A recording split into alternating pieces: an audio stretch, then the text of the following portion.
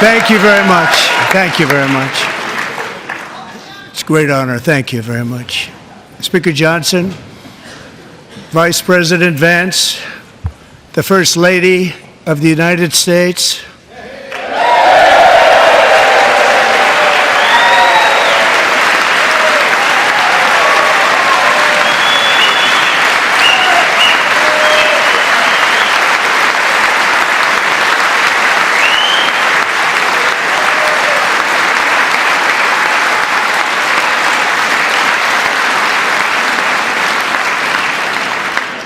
members of the United States Congress, thank you very much. And to my fellow citizens, America is back.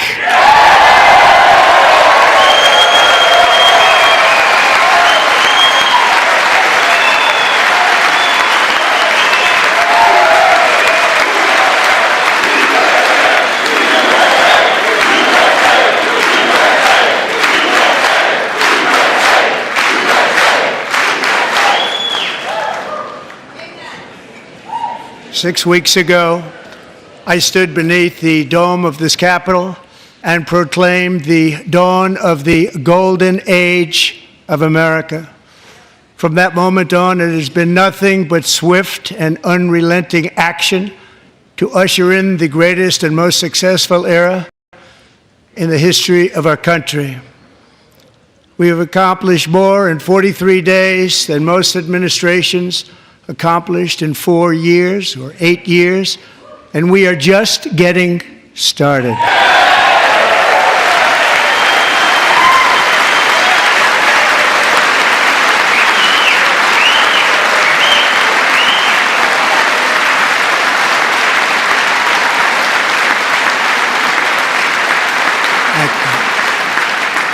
I return to this chamber tonight to report that America's momentum is back, our spirit is back, our pride is back, our confidence is back, and the American dream is surging bigger and better than ever before.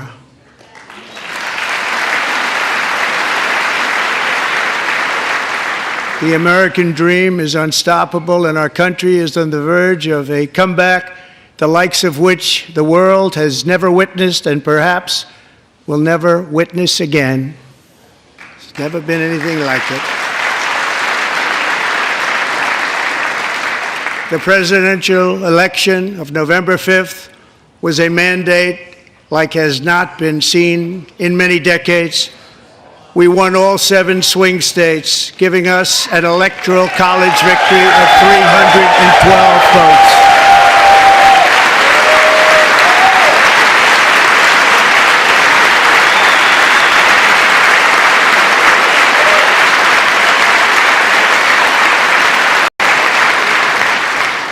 We won the popular vote by big numbers and won counties in our country.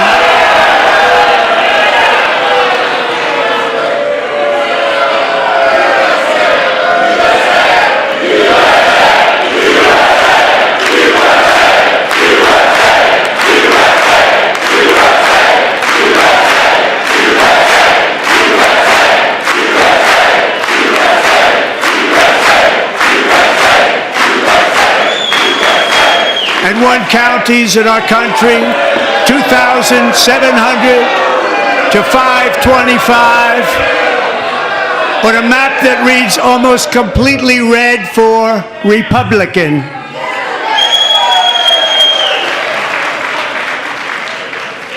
Now, for the first time in modern history, more Americans believe that our country is headed in the right direction than the wrong direction. In fact, it's an astonishing record, 27-point swing, the most ever.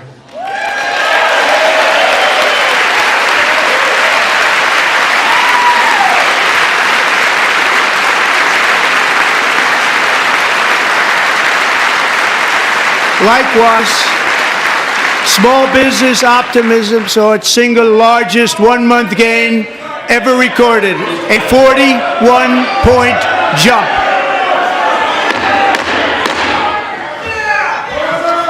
Members are directed to uphold and maintain decorum in the House and to cease any further disruptions.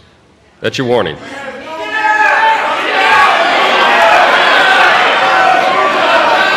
Members are engaging in willful and continuing breach of decorum, and the chair is prepared to direct the Sergeant-at-Arms to restore order to the joint session.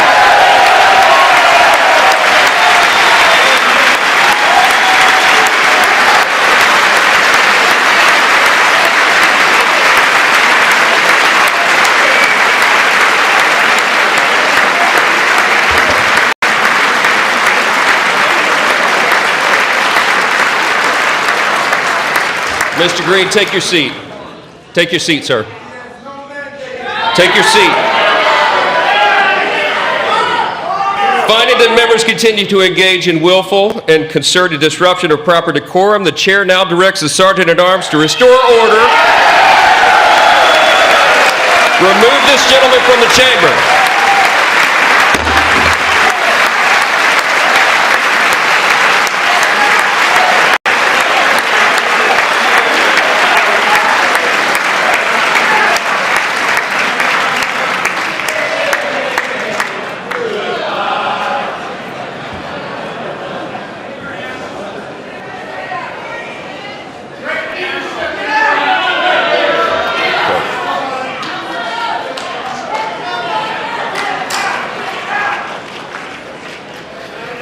Members are directed to uphold and maintain decorum in the House.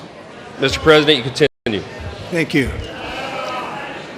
Over the past 6 weeks, I have signed nearly 100 executive orders and taken more than 400 executive actions, a record to restore common sense, safety, optimism, and wealth all across our wonderful land. The people elected me to do the job, and I'm doing it.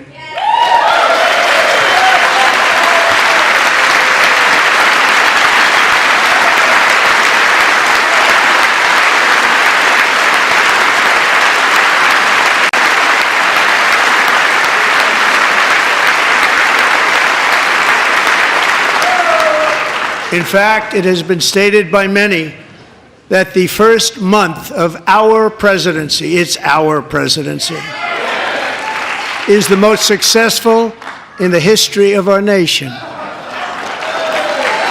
By many.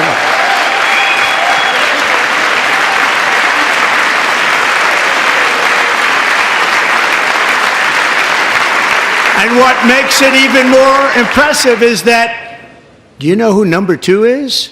George Washington. How about that? How about that? I don't know about that list, but we'll take it. Within hours of taking the oath of office, I declared a national emergency on our southern border, and I deployed the U.S. military and Border Patrol to repel the invasion of our country. And what a job they've done. As a result, illegal border crossings last month were by far the lowest ever recorded, ever.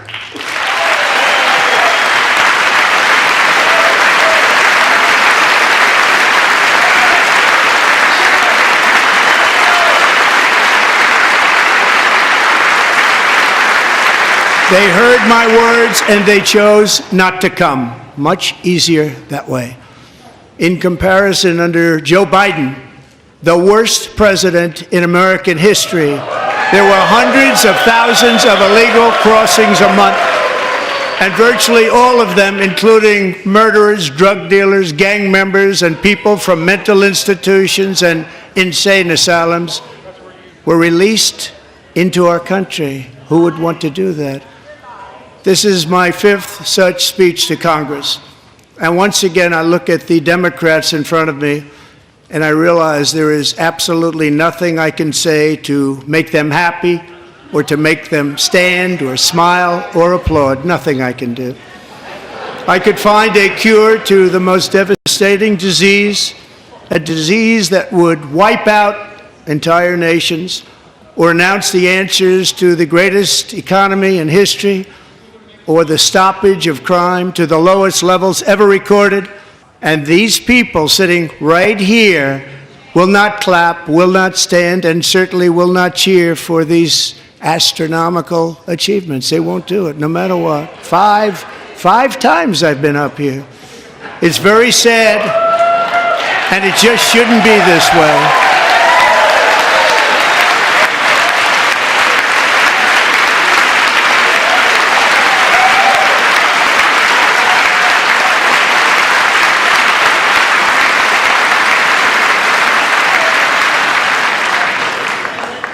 So Democrats sitting before me, for just this one night, why not join us in celebrating so many incredible wins for America? For the good of our nation, let's work together and let's truly make America great again.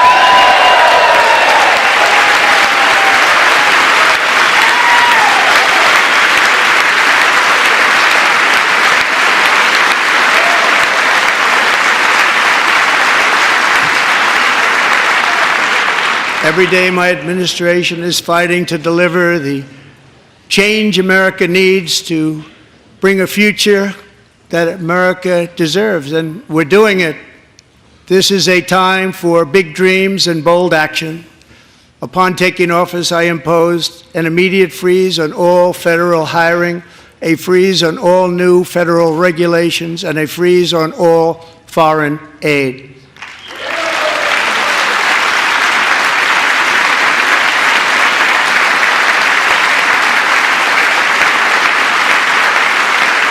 I terminated the ridiculous Green New Scam.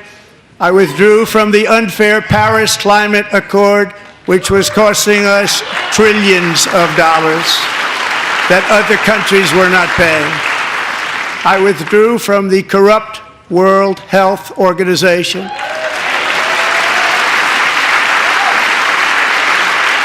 And I also withdrew from the anti-American UN Human Rights Council.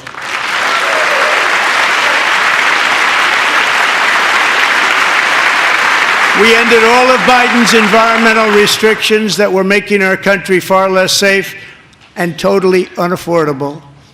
And importantly, we ended the last administration's insane electric vehicle mandate, saving our auto workers and companies from economic destruction.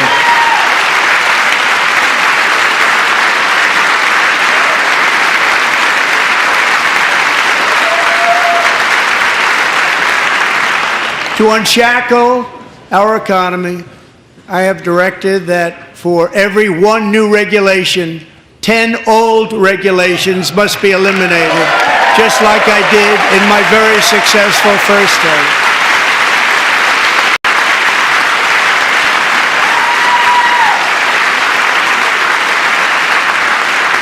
And in that first term, we set records on ending unnecessary rules and regulations like no other president had done before. We ordered all federal workers to return to the office. They will either show up for work in person or be removed from their job.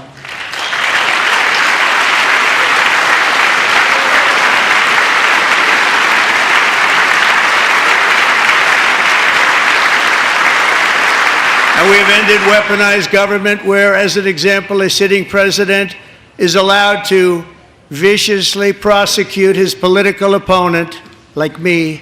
How did that work out? Not too good. Not too good.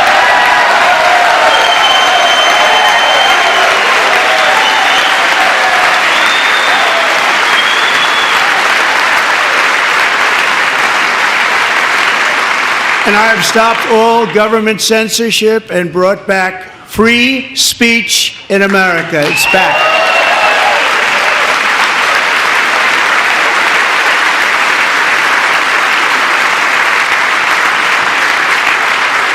And 2 days ago, I signed an order making English the official language of the United States of America.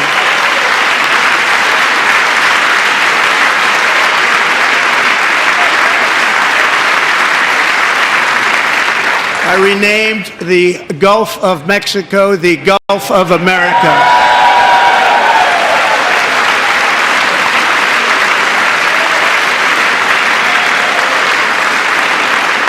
And likewise, I renamed, for a great president, William McKinley, Mount McKinley again.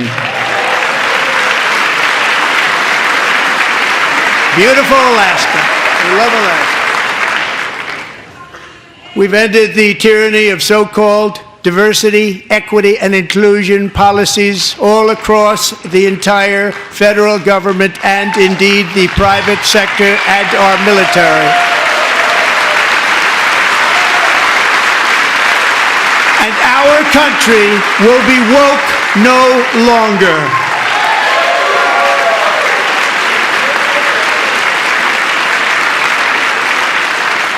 We believe that whether you are a doctor, an accountant, a lawyer, or an air traffic controller, you should be hired and promoted based on skill and competence, not race or gender.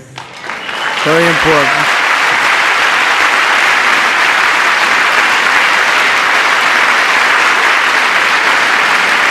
You should be hired based on merit.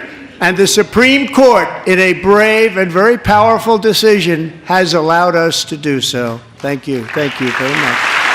Thank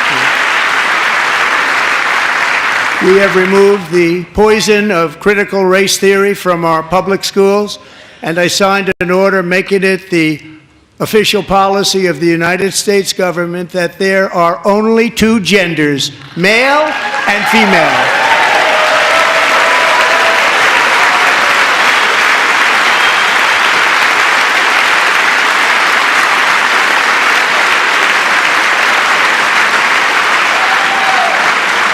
I also signed an executive order to ban men from playing in women's sports.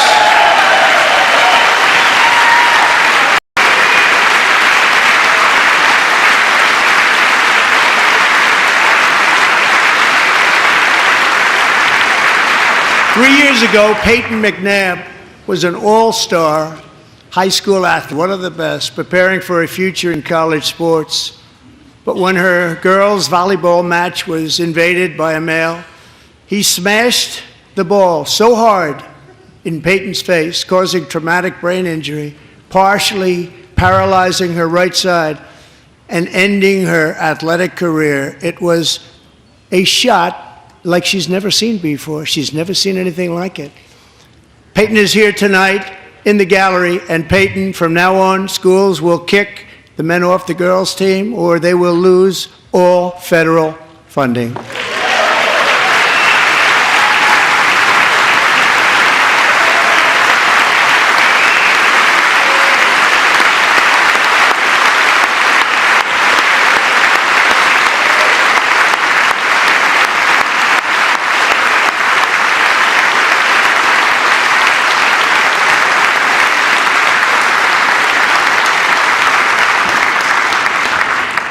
And if you really want to see numbers, just take a look at what happened in the women's boxing, weightlifting, track and field, swimming, or cycling, where a male recently finished a long-distance race 5 hours and 14 minutes ahead of a woman for a new record by 5 hours. Broke the record by 5 hours.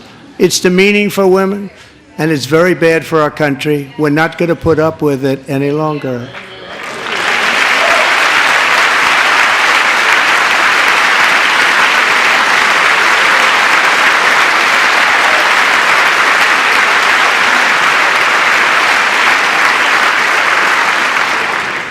What I have just described is only a small fraction of the common sense revolution that is now, because of us, sweeping the entire world. Common sense has become a common theme, and we will never go back. Never. Never going to let that happen. Among my very highest priorities is to rescue our economy and get dramatic and immediate relief to working families. As you know, we inherited from the last administration an economic catastrophe and an inflation nightmare. Their policies drove up energy prices, pushed up grocery costs, and drove the necessities of life out of reach for millions and millions of Americans. They've never had anything like it. We suffered the worst inflation in 48 years, but perhaps even in the history of our country. They're not sure. As president, I'm fighting every day to reverse this damage and make America affordable again.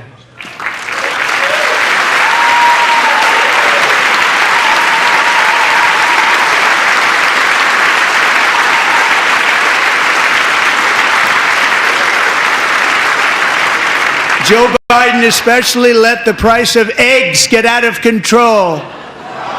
The egg price is out of control. And we're working hard to get it back down. Secretary, do a good job on that. You inherited a total mess from the previous administration. Do a good job.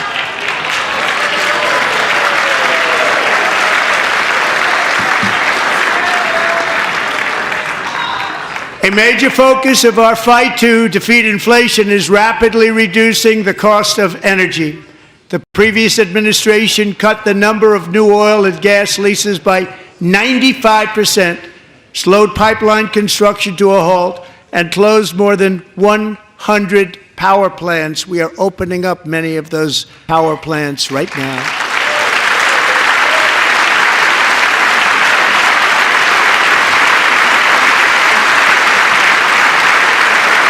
And frankly, we have never seen anything like it. That's why on my first day in office, I declared a national energy emergency. As you've heard me say many times, we have more liquid gold under our feet than any nation on earth, and by far. And now I fully authorize the most talented team ever assembled to go and get it. It's called Drill, Baby, Drill.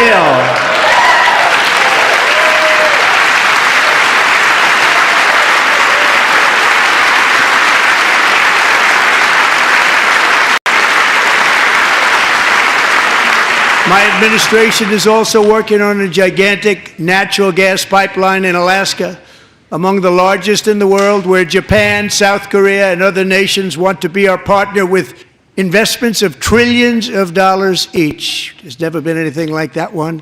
It will be truly spectacular. It's all set to go. The permitting is gotten. And later this week, I will also take historic action to dramatically expand production of critical minerals and rare earths here in the USA.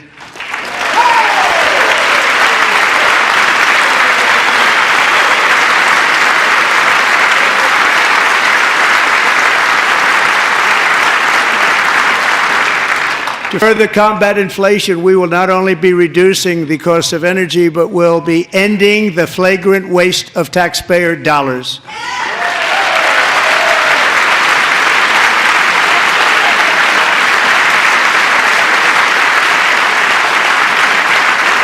And to that end, I have created the brand new Department of Government Efficiency, DOGE. Perhaps you've heard of it. Perhaps.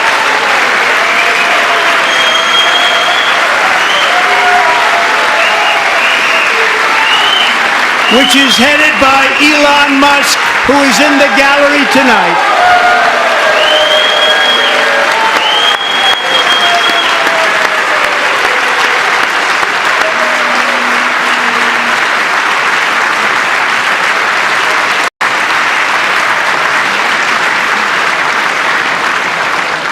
Thank you, Elon. He's working very hard. He didn't need this.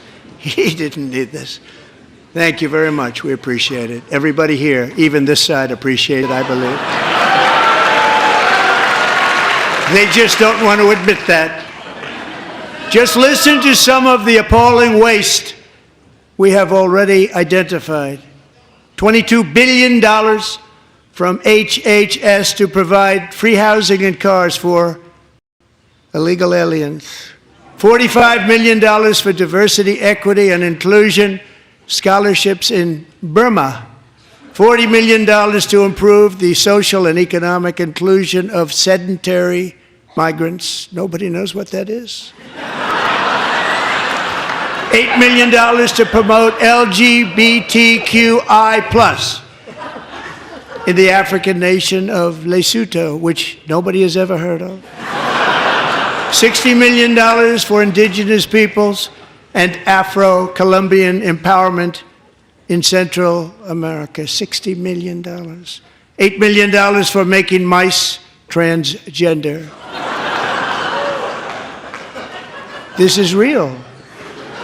$32 million for a left-wing propaganda operation in Moldova. $10 million for male circumcision in Mozambique. $20 million for the Arab Sesame Street in the Middle East. It's a program. $20 million for a program. $1.9 billion to recently created Decarbonization of Homes Committee, headed up, and we know she's involved. Just at the last moment, the money was passed over by a woman named Stacey Abrams. Have you ever heard of her? A $3.5 million consulting contract for lavish fish monitoring. $1.5 million for voter confidence in Liberia. $14 million for social cohesion in Mali. $59 million for illegal alien hotel rooms in New York City. He's a real estate developer. He's done very well. $250,000 to increase vegan local climate action innovation in Zambia. $42 million for social and behavior change in Uganda. $14 million for improving public procurement in Serbia. $47 million for improving learning outcomes in Asia. Asia's doing very well with learning. I don't know what we're doing. We should use it ourselves. And $101 million for DEI contracts at the Department of Education. The most ever paid, nothing even like it. Under the Trump administration, all of these scams, and they're far worse, but I didn't think it was appropriate to talk about them. They're so bad. Many more have been found out and exposed and swiftly terminated by a group of very intelligent, mostly young people, headed up by Elon, and we appreciate it. We found hundreds of billions of dollars of fraud.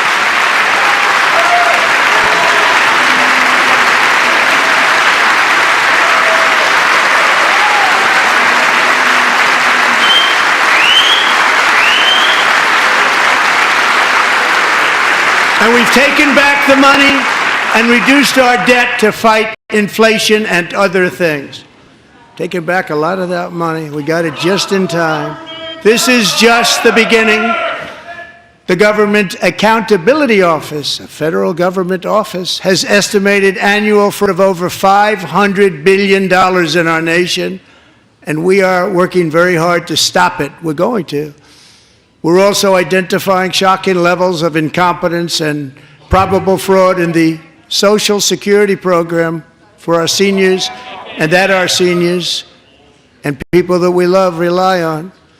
Believe it or not, government databases list 4.7 million Social Security members from people aged 100 to 109 years old. It lists 3.6 million people from ages 110 to 119. I don't know any of them. I know some people that are rather elderly, but not quite that elderly. 3.47 million people from ages 120 to 129. 3.9 million people from ages 130 to 139. 3.5 million people from ages 140 to 149. And money is being paid to many of them, and we're searching right now. In fact, Pam, good luck. Good luck. You're going to find it. But a lot of money is paid out to people because it just keeps getting paid, and nobody does, and it really hurts Social Security and hurts our country. 1.3 million people from ages 150 to 159, and over 130,000 people, according to the Social Security databases, are age over 160 years old. We have a healthier country than I thought, Bobby.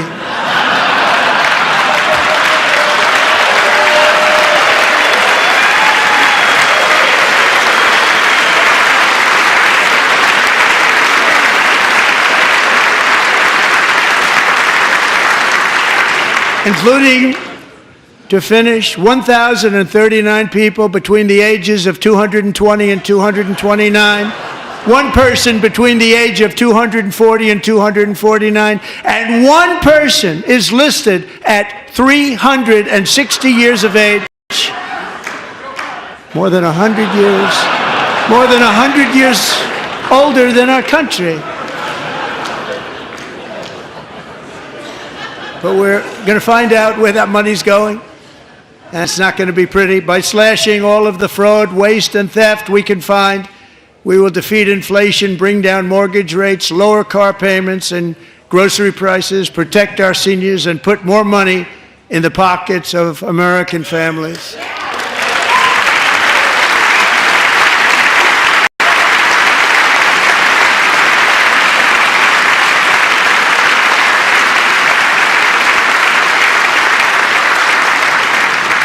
And today, interest rates took a beautiful drop, big, beautiful drop. It's about time. And in the near future, I want to do what has not been done in 24 years, balance the federal budget. We're going to balance it.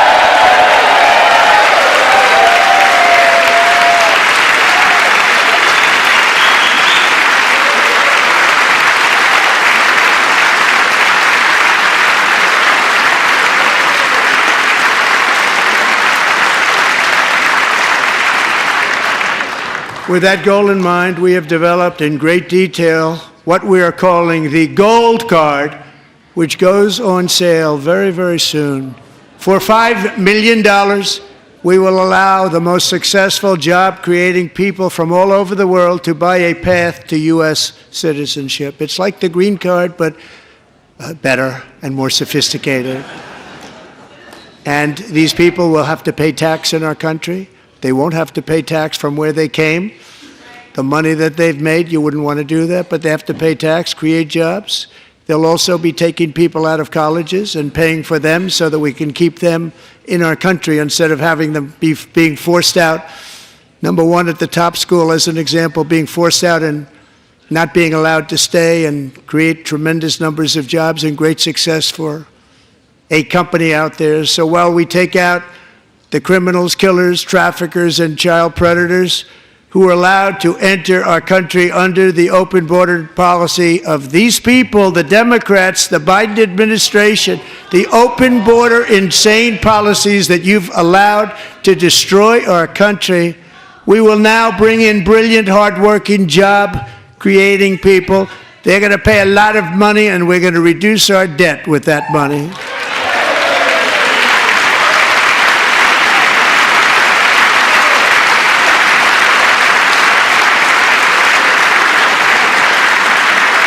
Americans have given us a mandate for bold and profound change. For nearly 100 years, the federal bureaucracy has grown until it has crushed our freedoms, ballooned our deficits, and held back America's potential in every possible way. The nation founded by pioneers and risk-takers now drowns under millions and millions of pages of regulations and debt.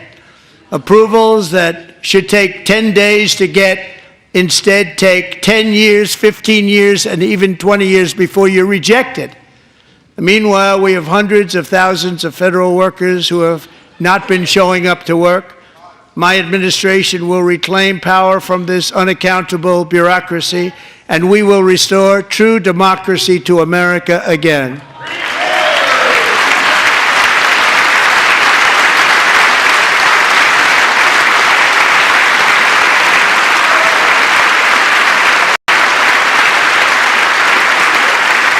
Any federal bureaucrat who resists this change will be removed from office immediately. Because we are draining the swamp. It's very simple. And the days of rule by unelected bureaucrats are over.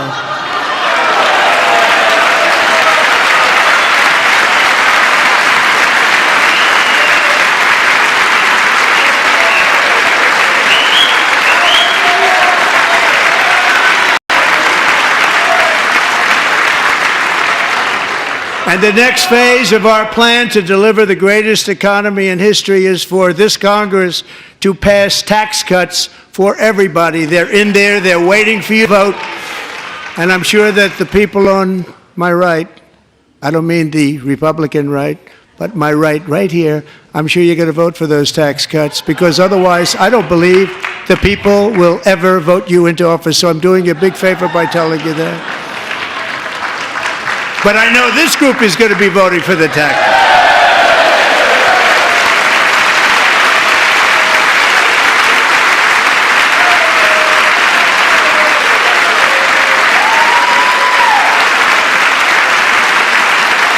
Thank you.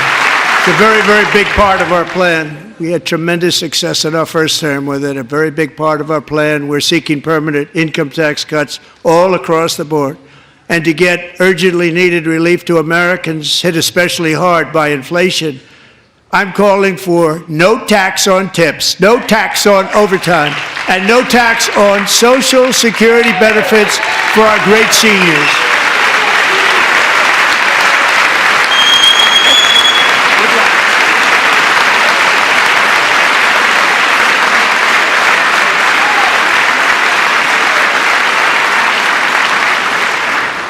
And I also want to make interest payments on car loans tax deductible, but only if the car is made in America.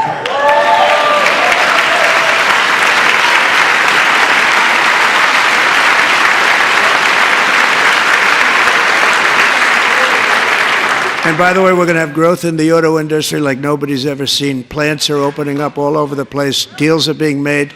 Never seen. That's a combination of the election win and tariffs. It's a beautiful word, isn't it?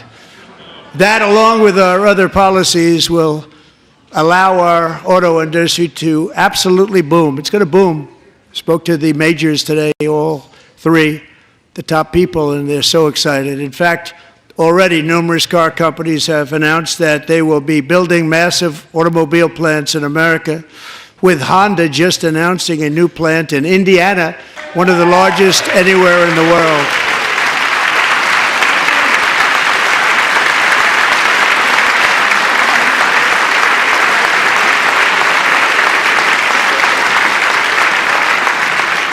And this has taken place since our great victory on November 5th, a date which will hopefully go down as one of the most important in the history of our country.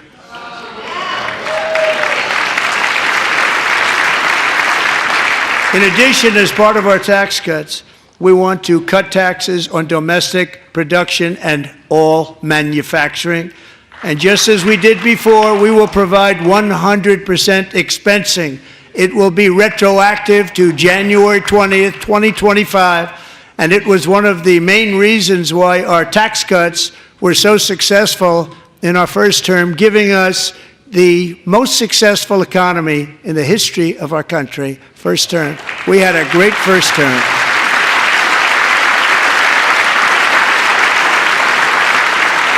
If you don't make your product in America, however, under the Trump administration, you will pay a tariff, and in some cases, a rather large one.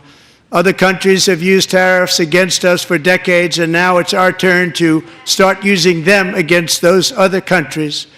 On average, the European Union, China, Brazil, India, Mexico, and Canada, have you heard of them?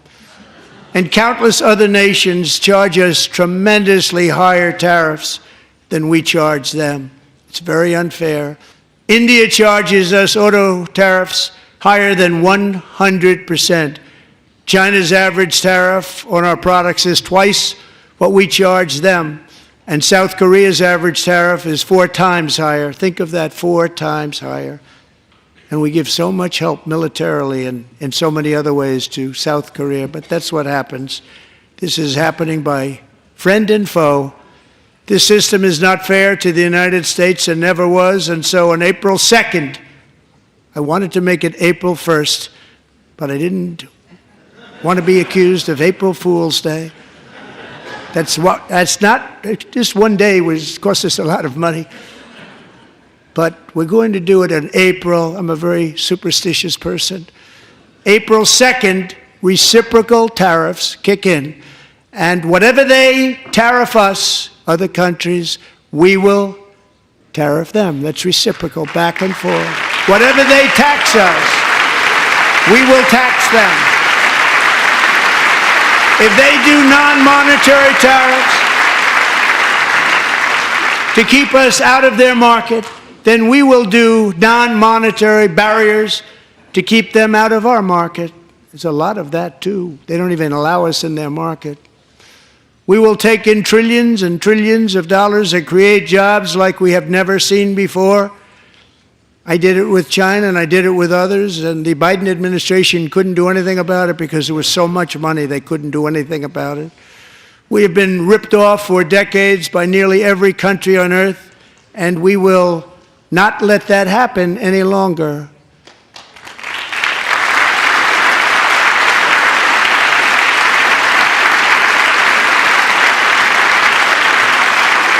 Much has been said over the last 3 months about Mexico and Canada, but we have very large deficits with both of them. But even more importantly, they've allowed fentanyl to come into our country at levels never seen before, killing hundreds of thousands of our citizens and many very young, beautiful people, destroying families.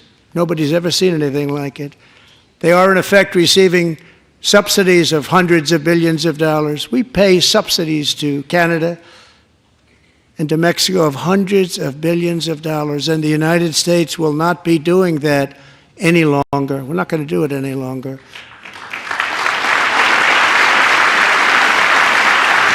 Thanks to our America First policies we're putting into place, we have had $1.7 trillion of new investment in America in just the past few weeks.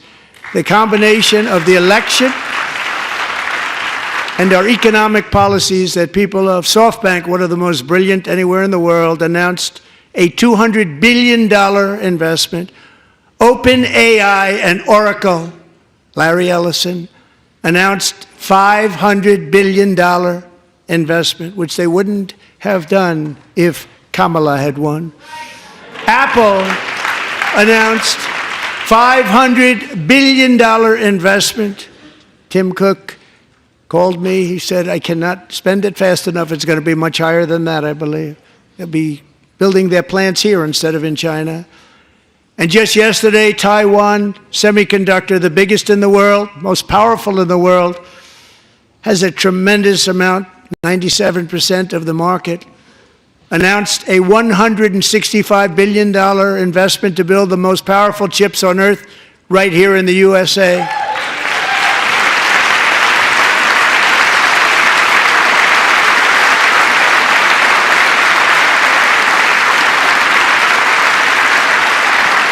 And we're not giving them any money. Your CHIPS Act is a horrible, horrible thing. We give hundreds of billions of dollars, and it doesn't mean a thing. They take our money and they don't spend it.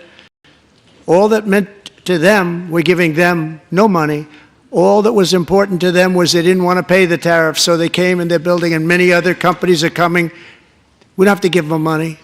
We just want to protect our businesses and our people. And they will come because they won't have to pay tariffs if they build in America. So it's very amazing. You should get rid of the CHIP Act, and whatever's left over, Mr. Speaker, you should use it to reduce debt or any other reason you want to.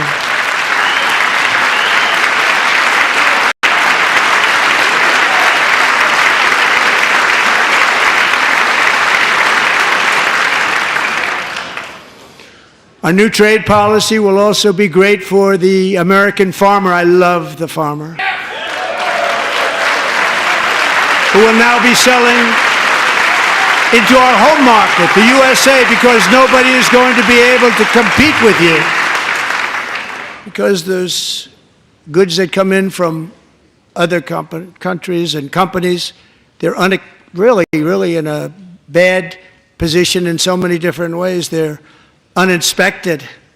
They may be very dirty and disgusting, and they come in and they pour in, and they hurt our American farmers. The tariffs will go on agricultural product coming into America, and our farmers, starting on April 2nd, it may be a little bit of an adjustment period, We had that before when I made the deal with China, $50 billion of purchases, and I said, just bear with me, and they did.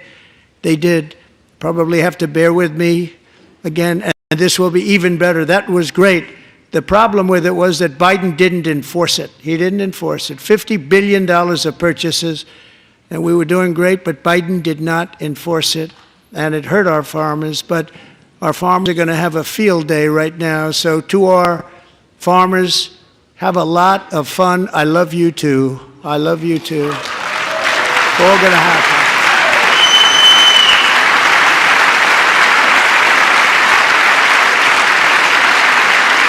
And I have also imposed a 25% tariff on foreign aluminum, copper, lumber, and steel, because if we don't have, as an example, steel and lots of other things, we don't have a military, and frankly, we just won't have a country very long. Here today is a proud American steelworker, fantastic person from Decatur, Alabama, Jeff Denard. Has been working at the same steel plant for 27 years in a job that has allowed him to serve as the captain of his local volunteer fire department, raise 7 children with his beautiful wife, Nicole, and over the years provide a loving home for more than 40 foster children. So great, Jeff.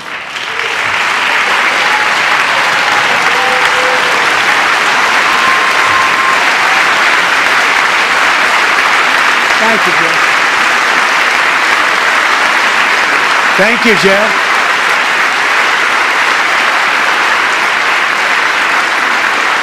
Stories like Jeff's remind us that tariffs are not just about protecting American jobs. They're about protecting the soul of our country. Tariffs are about making America rich again and making America great again, and it's happening. It will happen rather quickly. There'll be a little disturbance, but we're okay with that. It won't be much. No, you're not. Oh. And look where Biden took us. Very low, the lowest we've ever been. Jeff, I want to thank you very much. And I also want to recognize another person who has devoted herself to foster care community. She works so hard on it. A very loving person, our magnificent First Lady of the United States.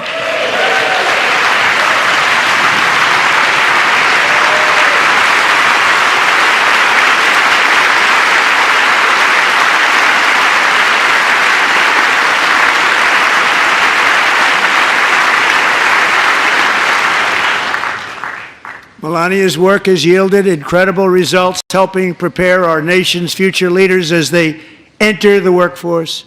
Our First Lady is joined by 2 impressive young women, very impressive.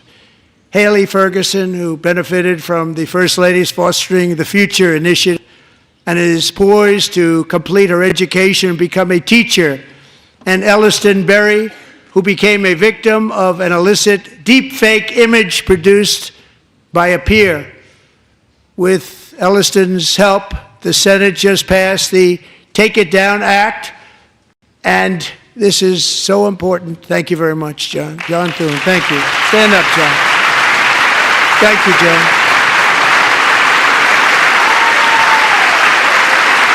Thank you all very much.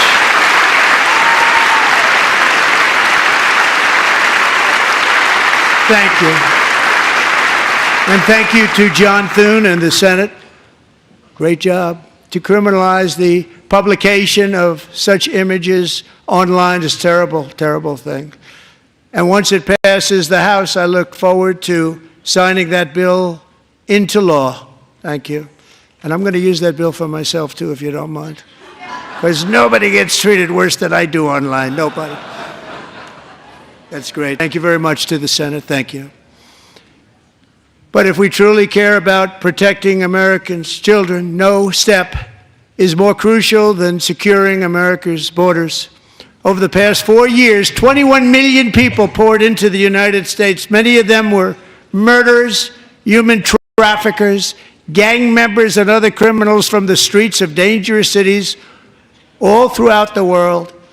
Because of Joe Biden's insane and very dangerous open border policies, they are now strongly embedded in our country, but we are getting them out and getting them out fast.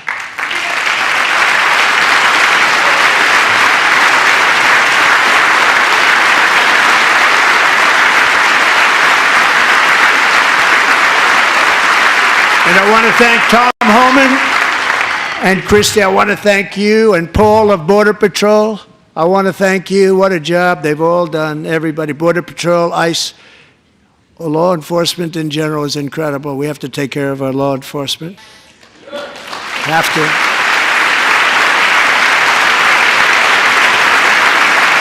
Last year,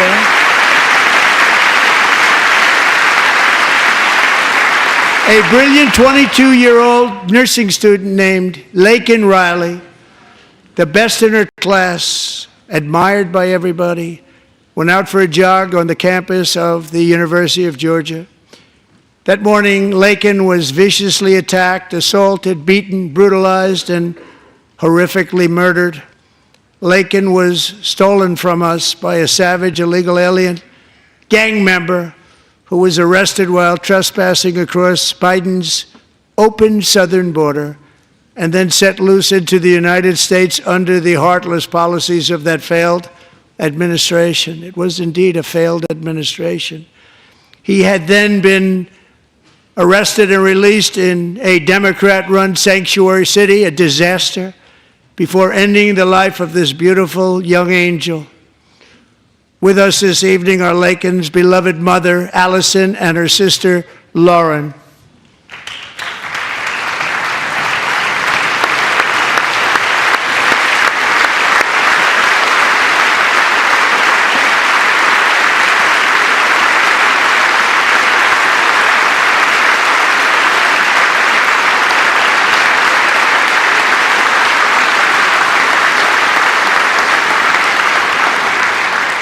Last year, I told Laken's grieving parents that we would ensure their daughter would not have died in vain. That's why the very first bill I signed into law as your 47th president mandates the detention of all dangerous criminal aliens who threaten public safety. It's a very strong, powerful act.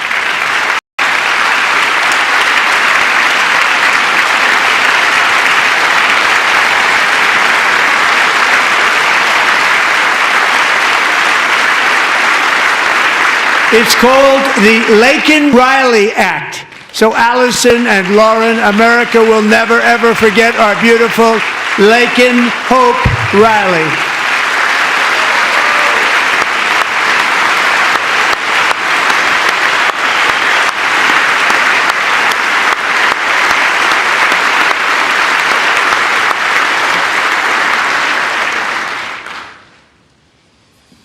Thank you very much. Since taking office, my administration has launched the most sweeping border and immigration crackdown in American history, and we quickly achieved the lowest numbers of illegal border crossers ever recorded. Thank you.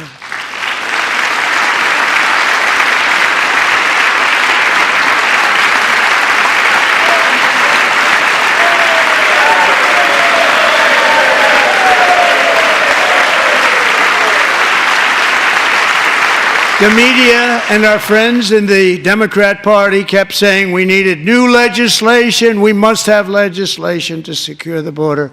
But it turned out that all we really needed was a new president.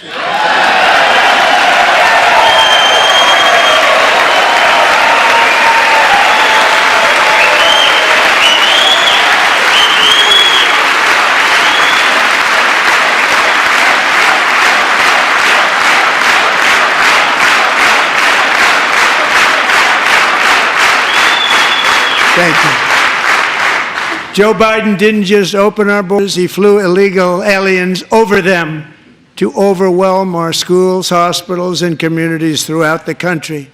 Entire towns like Aurora, Colorado, and Springfield, Ohio, buckled under the weight of the migrant occupation and corruption like nobody's ever seen before. Beautiful towns destroyed. Now, just as I promised in my inaugural address, we are achieving the great liberation of America.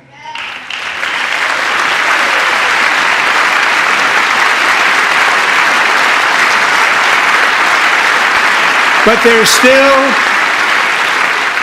is much work to be done. Here tonight is a woman I have gotten to know, Alexis Nungari from Houston. Wonderful woman. Last June, Alexis's 12-year-old daughter, her precious Jocelyn, walked to a nearby convenience store. She was kidnapped, tied up, assaulted for 2 hours under a bridge, and horrifically murdered. Arrested and charged with this heinous crime are two illegal alien monsters from Venezuela, released into America by the last administration through their ridiculous open border. The death of this beautiful 12-year-old girl and the agony of her mother and family touched our entire nation greatly. Alexis, I promised that we would always remember your daughter, your magnificent daughter, and earlier tonight I signed an order keeping my word to you. One thing I have learned about Jocelyn is that she loved animals so much. She loved nature. Across Galveston Bay, from where Jocelyn lived in Houston, you will find a magnificent national wildlife refuge, a pristine, peaceful, 34,000-acre sanctuary for all of God's creatures on the edge of the Gulf of America. Alexis, moments ago, I formally renamed that refuge in loving memory of your beautiful daughter, Jocelyn. So, Mr. Vice President, if you would, may I have the order?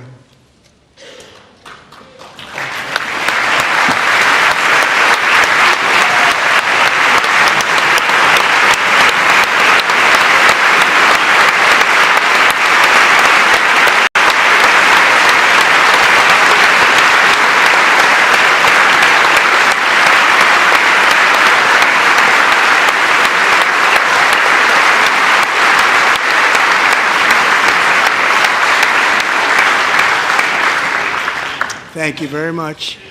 All three savages charged with Jocelyn and Lakin's murders were members of the Venezuelan prison gang, the toughest gang, they say, in the world, known as Tren de Aragua. 2 weeks ago, I officially designated this gang, along with MS-13 and the bloodthirsty Mexican drug cartels, as foreign terrorist organizations.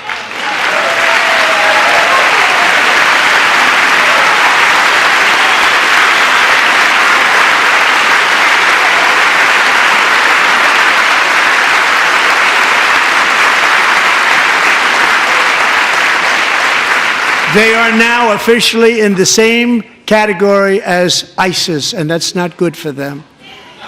Countless thousands of these terrorists were welcomed into the U.S. by the Biden administration.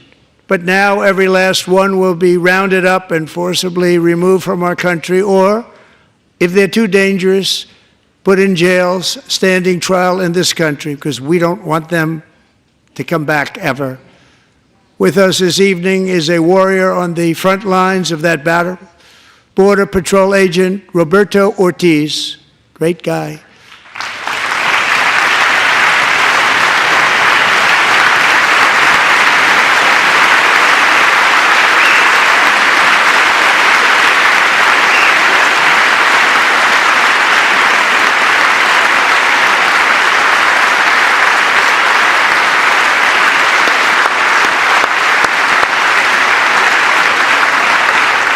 In January, Roberto and another agent were patrolling by the Rio Grande near an area known as Cartel Island. Doesn't sound too nice to me.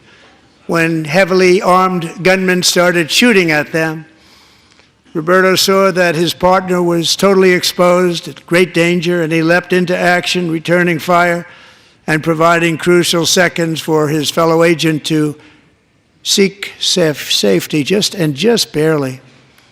I have some of the prints of that event, and it was not good. Agent Ortiz, we salute you for your great courage and for your line of fire that you took and for the bravery that you showed. We honor you, and we will always honor you. Thank you, Roberto, very much.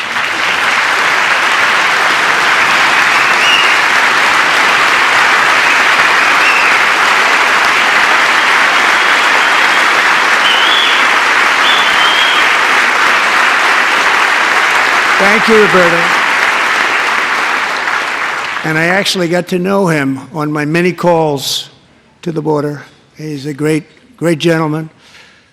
The territory to the immediate south of our border is now dominated entirely by criminal cartels that murder, rape, torture, and exercise total control. They have total control over a whole nation, posing a grave threat to our national security. The cartels are waging war in America, and it's time for America to wage war on the cartels, which we are doing.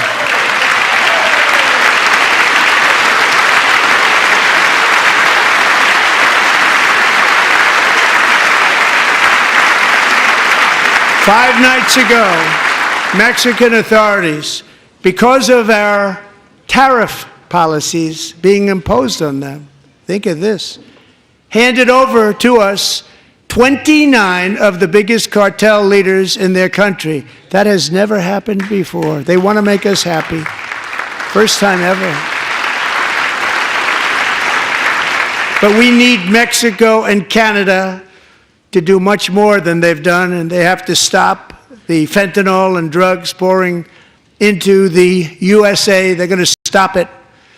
I have sent Congress a detailed funding request laying out exactly how we will eliminate these threats to protect our homeland and complete the largest deportation operation in American history, larger even than current record holder, President Dwight D. Eisenhower, a moderate man, but someone who believed very strongly in borders.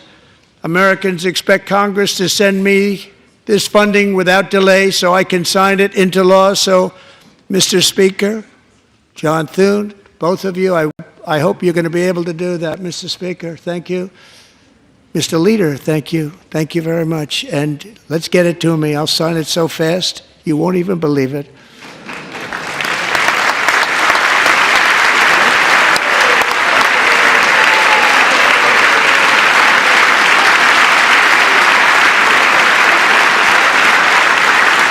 And as we reclaim our sovereignty, we must also bring back law and order to our cities and towns.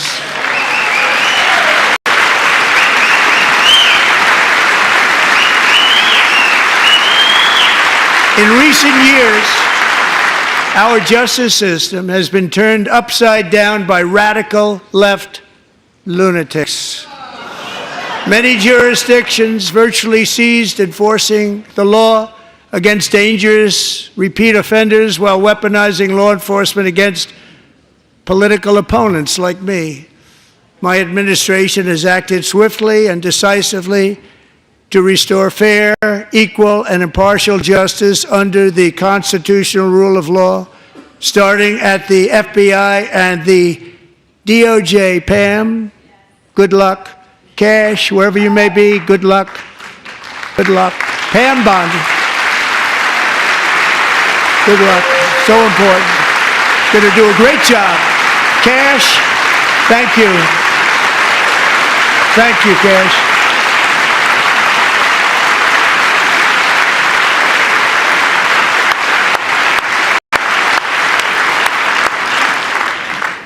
They've already started very strong. They're going to do a fantastic job. You're going to be very proud of them. We're also once again giving our police officers the support, protection, and respect they so dearly deserve. They have to get it. They have such a hard, dangerous job, but we're going to make it less dangerous. The problem is the bad guys don't respect the law, but they're starting to respect it, and they soon will respect it. This also includes our great fire departments throughout the country. Our firemen and women are unbelievable people, and we'll never forget them. And besides that, they voted for me in record numbers, so I have no choice.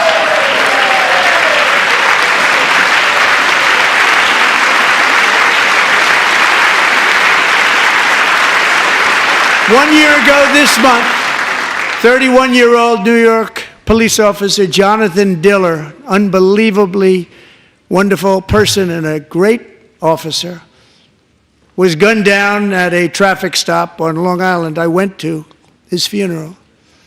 The vicious criminal charged with his murder had 21 prior arrests, and they were rough arrests, too. He was a real bad one. The thug in the seat next to him had 14 prior arrests, and went by the name of Killer. He was Killer. He killed other people, they say, a lot of them.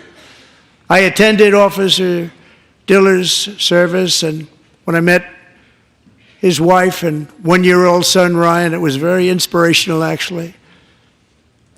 His widow's name is Stephanie, and she is here tonight. Stephanie, thank you very much, Stephanie. Thank you very much.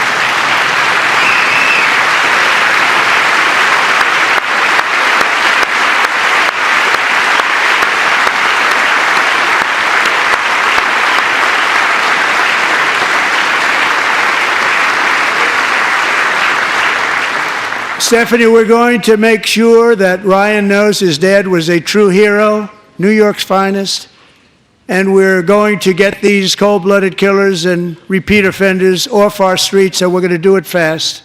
Got to stop it. They get out with 28 arrests. They push people into subway trains. They hit people over the head, back of the head with baseball bats. We got to get them out of here. I've already signed an executive order requiring a mandatory death penalty for anyone who murders a police officer, and tonight I'm asking Congress to pass that policy into permanent law.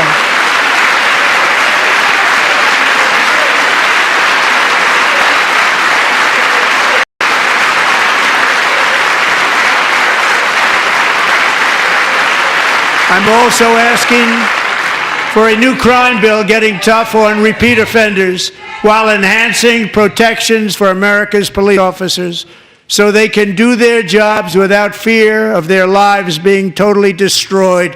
They don't want to be killed. We're not going to let them be killed. Joining us in the gallery tonight is a young man who truly loves our police. His name is DJ Daniel. He is 13 years old, and he has always dreamed of becoming a police officer.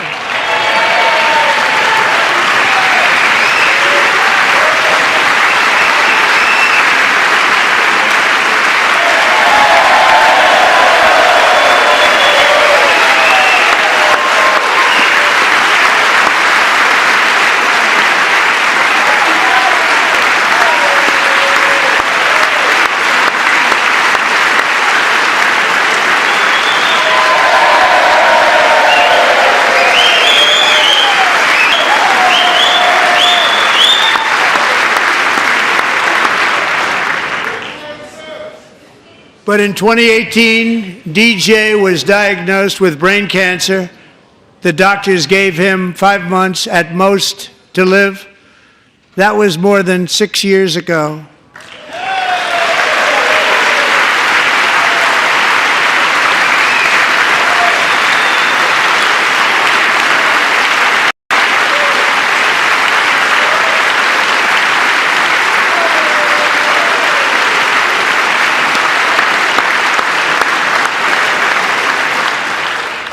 Since that time, DJ and his dad have been on a quest to make his dream come true, and DJ has been sworn in as an honorary law enforcement officer, actually a number of times. The police love him, the police departments love him.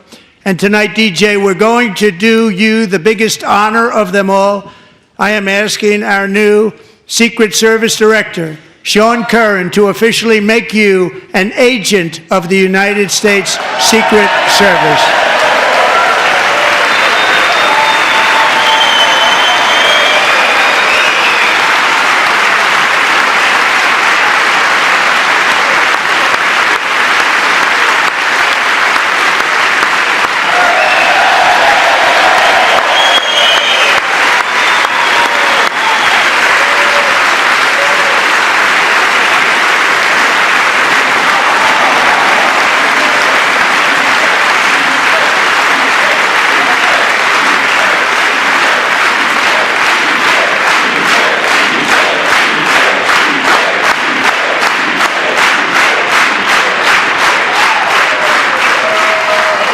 Thank you, DJ. DJ's doctors believe his cancer likely came from a chemical he was exposed to when he was younger. Since 1975, rates of child cancer have increased by more than 40%. Reversing this trend is one of the top priorities for our new presidential commission to make America healthy again, chaired by our new Secretary of Health and Human Services, Robert F. Kennedy, Jr.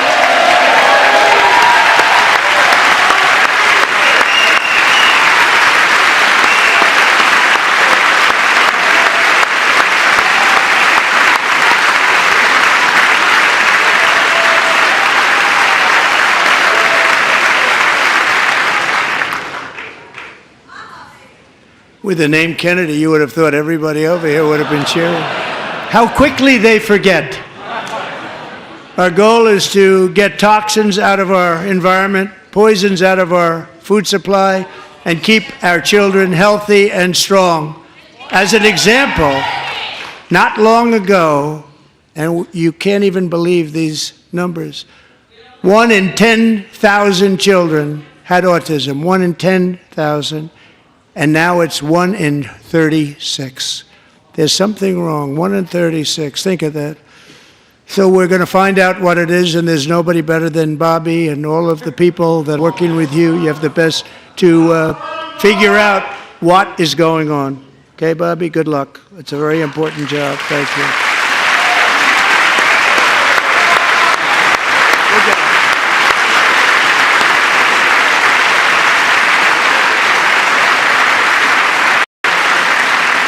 Thank you. My administration is also working to protect our children from toxic ideologies in our schools.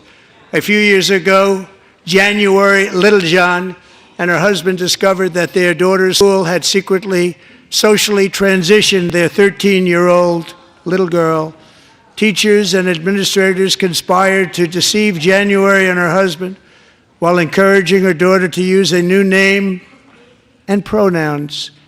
They, them pronoun, actually, all without telling January, who is here tonight and is now a courageous advocate against this form of child abuse. January, thank you. Thank you. Thank you very much.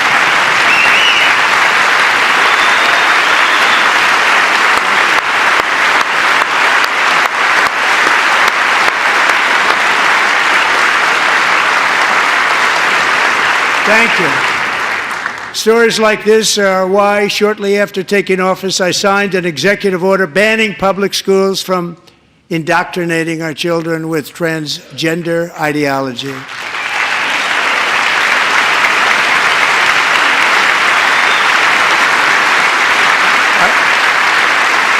I also signed an order to cut off all taxpayer funding to any institution that engages in the sexual mutilation of our youth.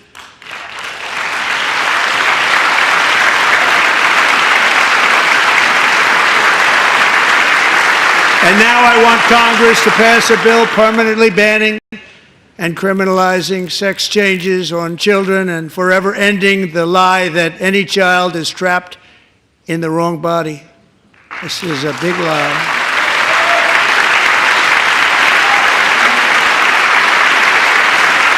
And our message to every child in America is that you are perfect exactly the way God made you.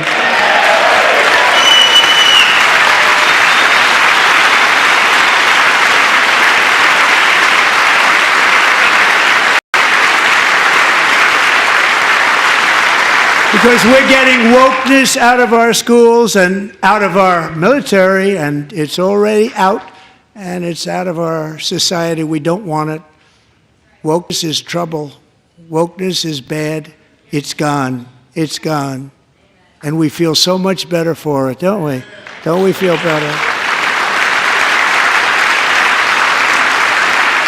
Our service members won't be activists and ideologues. They will be fighters and warriors. They will fight for our country. And Pete, congratulations. Secretary of Defense, congratulations.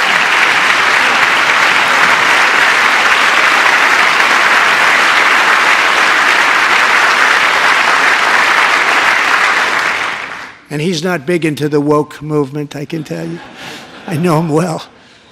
I am pleased to report that in January, the U.S. Army had its single best recruiting month in 15 years, and that all armed services are having among the best recruiting results ever in the history of our services. What a difference.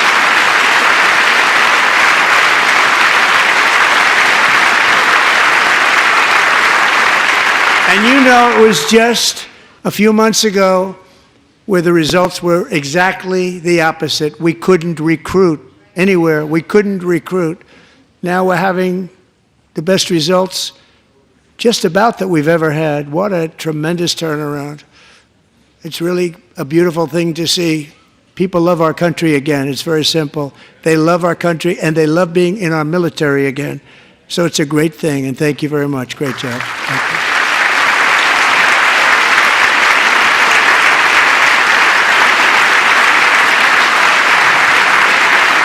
We're joined tonight by a young man, Jason Hartley, who knows the weight of that call of duty.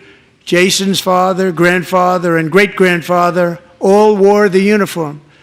Jason tragically lost his dad, who was also a Los Angeles County Sheriff's deputy when he was just a boy, and now he wants to carry on the family legacy of service. Jason is a senior in high school, a six-letter varsity athlete, a really good athlete, they say, a brilliant student with a 4.46, that's good, GPA. And his greatest dream is to attend the U.S. Military Academy at West Point.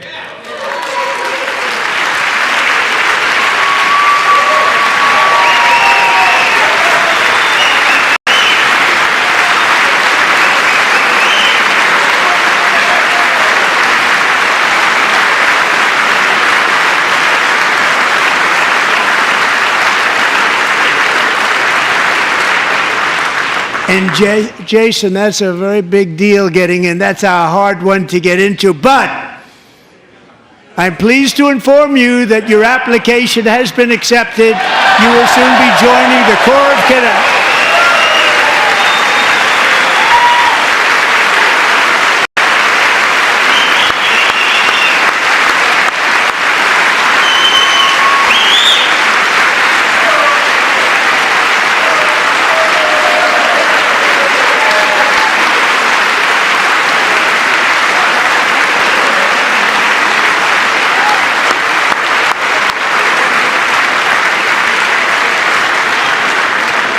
Thank you. Jason, you're going to be on the long gray line, Jason. As Commander-in-Chief, my focus is on building the most powerful military of the future. As a first step, I'm asking Congress to fund a state-of-the-art Golden Dome missile defense shield to protect our homeland, all made in the USA.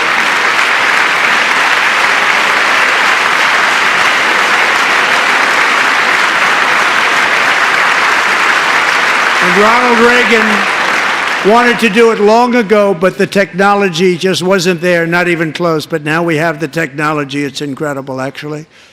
And other places, they have it. Israel has it. Other places have it.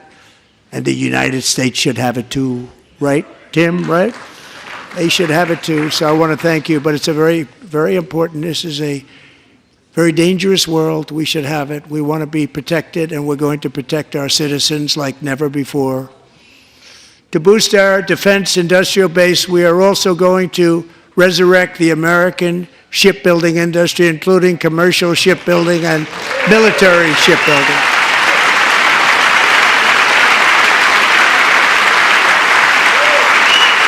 And for that purpose, I am announcing tonight that we will create a new Office of Shipbuilding in the White House and offer special tax incentives to bring this industry home to America where it belongs. We used to make so many ships. We don't make them anymore very much, but we're going to make them very fast, very soon. It will have a huge impact. To further enhance our national security, my administration will be reclaiming the Panama Canal, and we've already started doing it.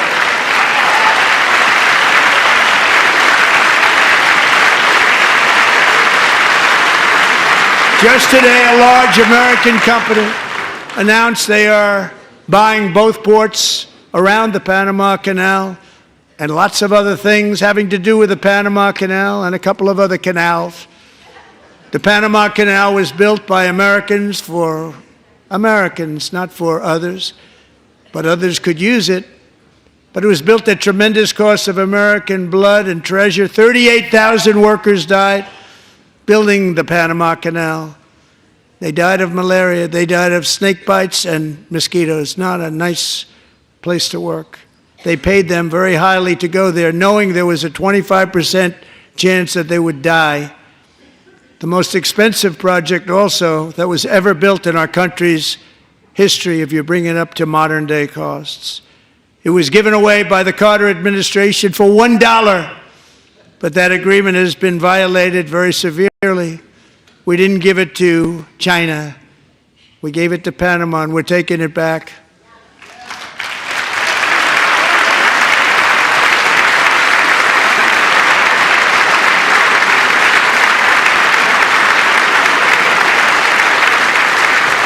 And we have Marco Rubio in charge. Good luck, Marco. Now, we know who to blame if anything goes wrong. Marco's been amazing, and he's going to do a great job. Think of it, he got 100 votes. You know, he was approved with actually 99, but the 100th was this gentleman, and I feel very certain. So let's assume he got 100 votes, and I'm either very, very happy about that or I'm very concerned about it. But he's already proven. I mean, he's a great gentleman. He's respected by everybody, and we appreciate you voting for Marco. He's going to do a fantastic job. Thank you. Thank you. He's doing a great job. Great job. And I also have a message tonight for the incredible people of Greenland. We strongly support your right to determine your own future.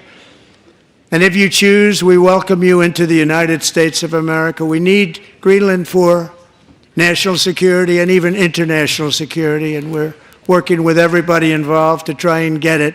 But we need it really for international world security, and I think we're going to get it. One way or the other, we're going to get it. We will keep you safe. We will make you rich, and together we will take Greenland to heights like you have never thought possible before. It's a very small population, but very, very large piece of land and very, very important for military security. America is once again standing strong against the forces of radical Islamic terrorism. 3.5 years ago, ISIS terrorists killed 13 American service members and countless others in the Abbey Gate bombing during the disastrous and incompetent withdrawal from Afghanistan. Not that they were withdrawing, it was the way they withdrew. Perhaps the most embarrassing moment in the history of our country. Tonight I am pleased to announce that we have just apprehended the top terrorist responsible for that atrocity, and he is right now on his way here to face the swift sword of American justice.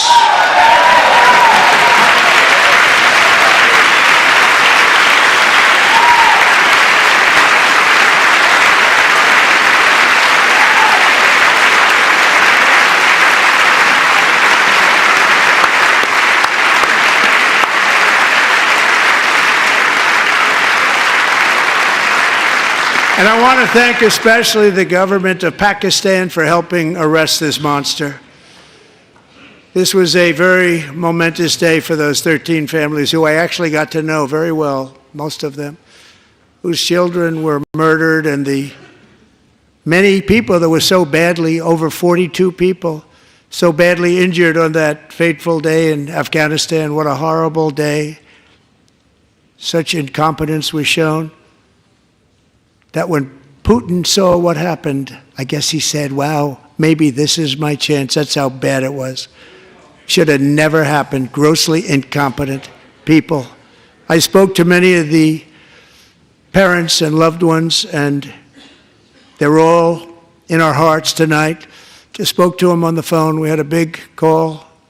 Every one of them called, and everybody was on the line, and they did nothing but cry with happiness. They were very happy, as happy as you can be under those circumstances. Their child, brother, sister, son, daughter was killed for no reason whatsoever. In the Middle East, we're bringing back our hostages from Gaza. In my first term, we achieved one of the most groundbreaking peace agreements in generations, the Abraham Accords.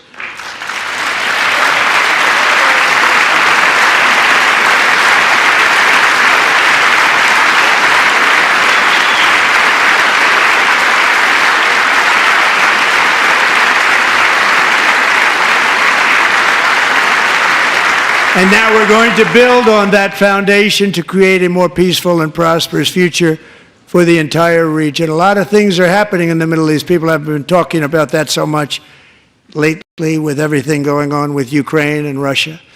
But a lot of things are happening in the Middle East. It's a rough neighborhood, actually. I'm also working tirelessly to end the savage conflict in Ukraine.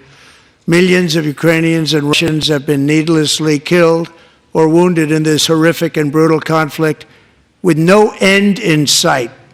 The United States has sent hundreds of billions of dollars to support Ukraine's defense with no security, with no anything.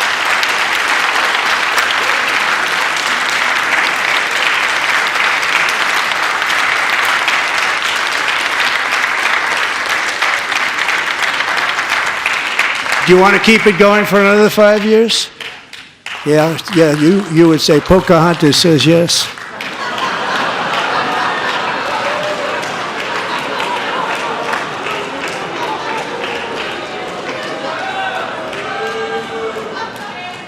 $2,000 people are being killed every single week. More than that. They're Russian young people. They're Ukrainian young people. They're not Americans. But I want it to stop. Meanwhile, Europe has sadly spent more money buying Russian oil and gas than they have spent on defending Ukraine, by far. Think of that. They've spent more buying Russian oil and gas than they have defending. And we've spent perhaps $350 billion, like taking candy from a baby. That's what happened. And they've spent $100 billion. What a difference that is. And we have an ocean separating us, and they don't. But we're getting along very well with them, and lots of good things are happening. Biden has authorized more money in this fight than Europe has spent by billions and billions of dollars. It's hard to believe that they wouldn't have stopped it and said, at some point, come on, let's equalize. You got to be equal to us. But that didn't happen. Earlier today, I received an important letter from President 젤렌스키 of Ukraine. The letter reads, Ukraine is ready to come to the negotiating table as soon as possible to bring lasting peace closer. Nobody wants peace more than the Ukrainians, he said. My team and I stand ready to work under President Trump's strong leadership to get a peace that lasts. We do really value how much America has done to help Ukraine maintain its sovereignty and independence. Regarding the agreement on minerals and security, Ukraine is ready to sign it at any time that is convenient for you. I appreciate that he sent this letter, just got it a little while ago.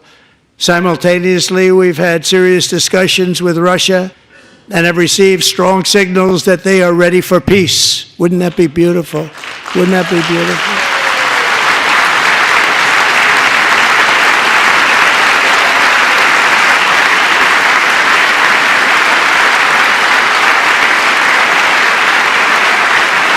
Wouldn't that be beautiful?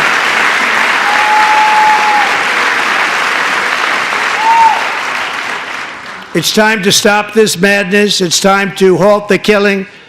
It's time to end this senseless war. If you want to end wars, you have to talk to both sides.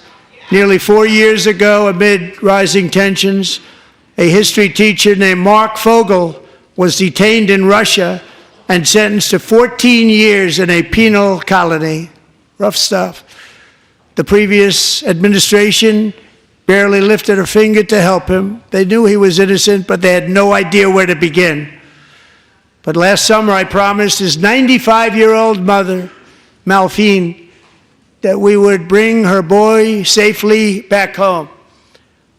After 22 days in office, I did just that, and they are here tonight.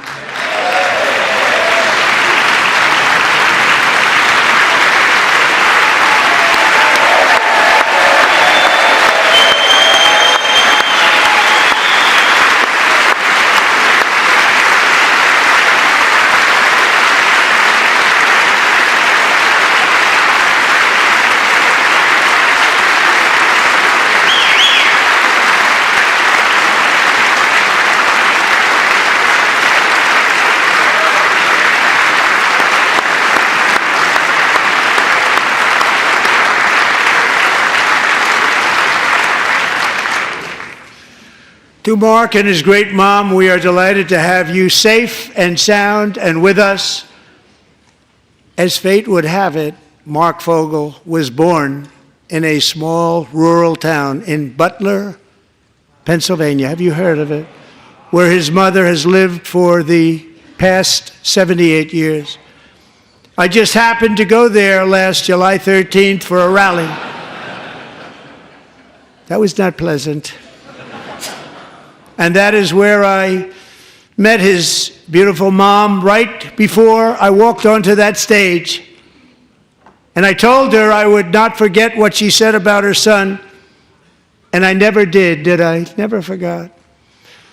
Less than 10 minutes later, at that same rally, gunfire rang out, and a sick and deranged assassin unloaded 8 bullets from his sniper's perch into a crowd of many thousands of people.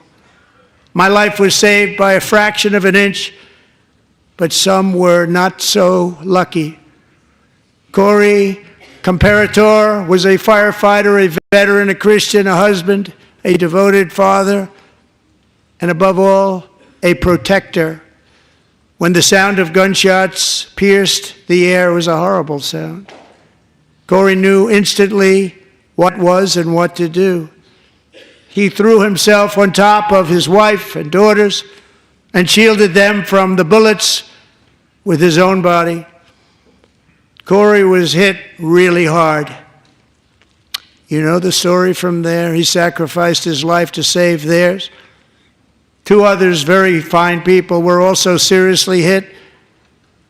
But thankfully, with the help of 2 great country doctors, we thought they were gone and they were saved. So those doctors had great talent. We're joined by Corey's wife, Helen, who was his high school sweetheart, and their 2 beloved daughters, Allison and Kaylee. Thank you.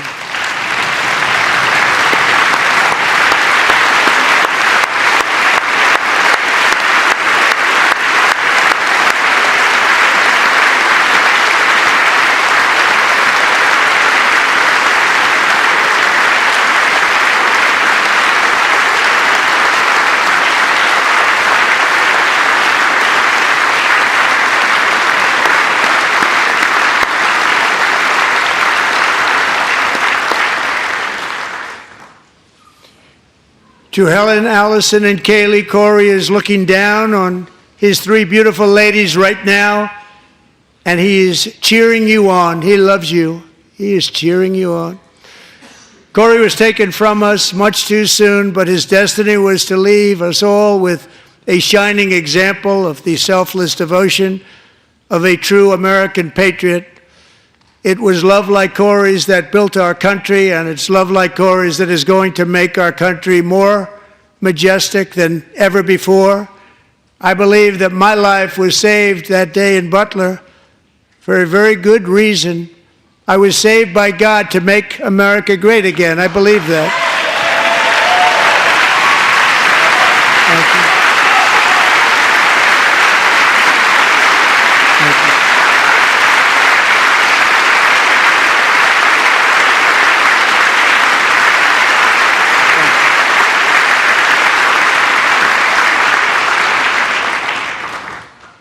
Thank you very much. From the patriots of Lexington and Concord to the heroes of Gettysburg and Normandy, from the warriors who crossed the Delaware to the trailblazers who climbed the Rockies, and from the legends who soared at Kitty Hawk to the astronauts who touched the moon, Americans have always been the people who defied all odds, transcended all dangers, made the most extraordinary sacrifices, and did whatever it took to defend our children, our country, and our freedom. And as we have seen in this chamber tonight, that same strength, faith, love, and spirit is still alive and thriving in the hearts of the American people. Despite the best efforts of those who would try to censor us, silence us, break us, destroy us, Americans are today a proud, free, sovereign, and independent nation that will always be free, and we will fight for it till death. We will never let anything happen to our beloved country, because we are a country of doers, dreamers, fighters, and survivors. Our ancestors crossed a vast ocean, strode into the unknown wilderness, and carved their fortunes from the rock and soil of a perilous and very dangerous frontier. They chased our destiny across a boundless continent. They built the railroads, laid the highways, and graced the world with American marvels like the Empire State Building, the mighty Hoover Dam, and the towering Golden Gate Bridge. They lit the world with electricity, broke free of the force of gravity, fired up the engines of American industry, vanquished the communists, fascists, and Marxists all over the world, and gave us countless modern wonders sculptured out of iron, glass, and steel. We stand on the shoulders of these pioneers who won and built the modern age, these workers who poured their sweat into the skylines of our cities, these warriors who shed their blood on fields of battle and gave everything they had for our rights and for our freedom. Now it is our time to take up the righteous cause of American liberty, and it is our turn to take America's destiny into our own hands and begin the most thrilling days in the history of our country. This will be our greatest era. With God's help, over the next 4 years, we are going to lead this nation even higher, and we are going to forge the freest, most advanced, most dynamic, and most dominant civilization ever to exist on the face of this earth. We are going to create the highest quality of life, build the safest and wealthiest and healthiest and most vital communities anywhere in the world. We are going to conquer the vast frontiers of science, and we are going to lead humanity into space and plant the American flag on the planet Mars and even far beyond.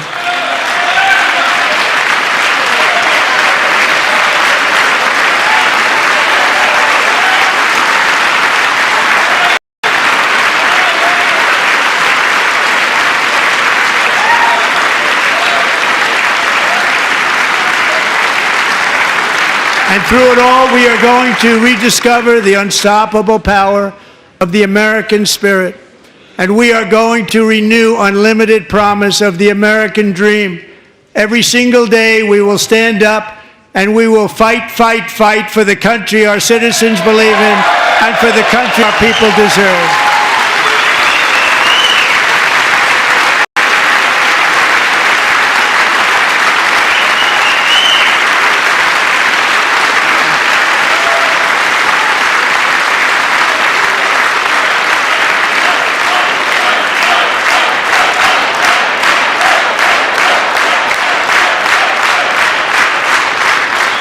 My fellow Americans, get ready for an incredible future, because the golden age of America has only just begun. It will be like nothing that has ever been seen before. Thank you, God bless you, and God bless America.